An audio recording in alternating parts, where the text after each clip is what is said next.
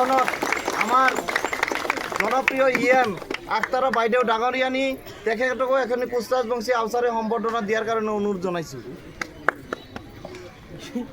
ইয়াৰ লগে লগে মূৰ্তি উন্মোচনৰ কামত আগবাঢ়ি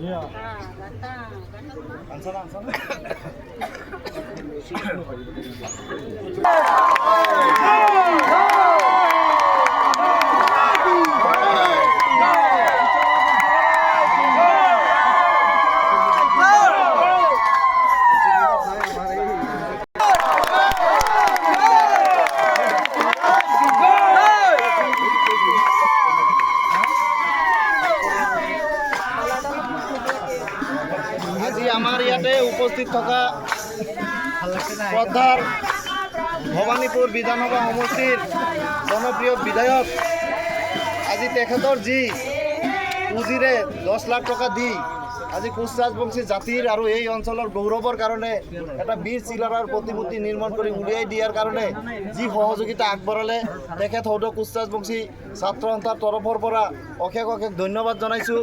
আৰু আজি আমাৰ জনপ্ৰিয় ইএম বাইদেউ আহি যি আমাৰ এই অনুষ্ঠানটোত এটা সৌন্দৰ্যবদ্ধ কৰিলে তেখেতকো আমি কুচৰাজবংশী ছাত্ৰ সন্থাৰ বাক্সা জিলা সমিতিৰ পৰা অশেষ অশেষ ধন্যবাদ জ্ঞাপন কৰিছোঁ।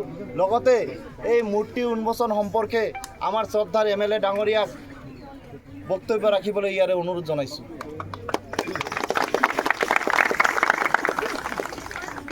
প্ৰথমতে আজি আমাৰ এই শুভস্থলী অৰ্থাৎ আজি মাঘ মাহৰ পূৰ্ণিমা তিথি। এই মাঘ মাহৰ পূৰ্ণিমা তিথিটো সকলোৰ বাবে হিন্দু মুছলিম খ্ৰীষ্টান সকলোৰ বাবে পবিত্ৰ।